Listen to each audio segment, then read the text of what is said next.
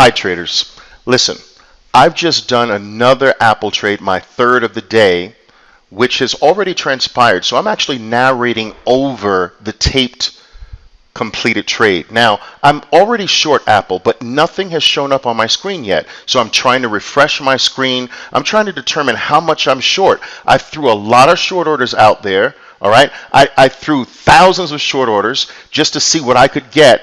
I don't know if I'm short 3,000. I don't know if I'm short 2,000. So I'm going to refresh the screen now. I'm going to bring the screen down, bring it back up and see if it refreshes. And yes, it refreshes. And it shows now that I got 1,800 shares short of the thousands of orders that I put out there to get short. Now, this is what I'm dealing with right now. Right? I'm dealing with a spotty internet connection and still trading or managing my best to trade around that. So I'm short 1,800 shares or so. All right. Now I'm short 2,500 shares. I'm building the position up as it moves back toward this declining blue 20-period moving average. Now I've skipped forward to show you that I am short 3,800 shares now at the declining 20-period moving average. Look at my time clock. Now my time clock stops right here, 14:37 and 53 seconds. So I am completely stuck. I have 3,800 shares. My connection is down. Apple's not moving. My time clock is not moving in the upper left-hand corner. My P&L is not moving. I don't know if Apple is turned and ripped to the upside back toward that overhead 200-period moving average, or whether it's dropped back down to the downside. I'm stuck here. And I'm stuck what turns out to be minutes. All right?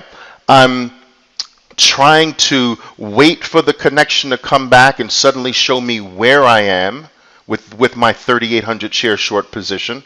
I'm down in the position, which is not a concern for me. All right? Because I can work around that and correct that. I expect to be initially down, but I am still stuck. It's minutes. Now, if you look at the clock, I've just gone back live. This is 3 minutes later, close to 3 minutes later, it's 14:41. And look at the spotty price now, which has fortunately moved in my favor. So I will refresh the chart to fill in the price.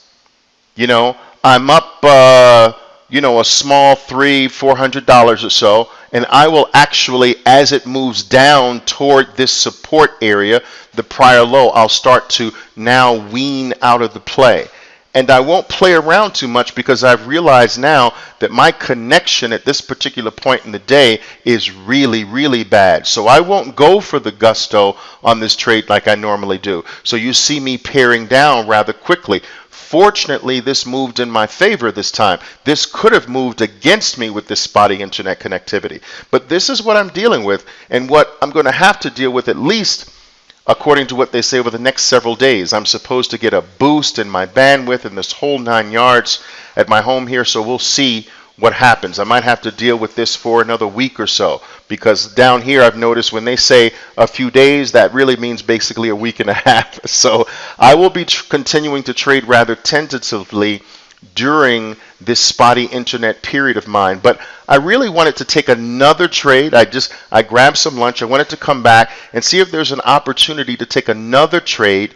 Apple is one of my favorite trading stocks, as all of you know, to basically take my P&L above the $2,000 P&L point. So it appears as though I've obviously been able to do that. I'm not going to take my chances taking any more trades this afternoon, but I was fortunate enough to find that Apple had pulled down on the day after lunch, dropped below that red 200-period moving average, fell below its blue 20-period moving average, and many of you know I love to play shorts when a stock gets in that position. So, Oliver Velez signing out and letting you know dinner is served.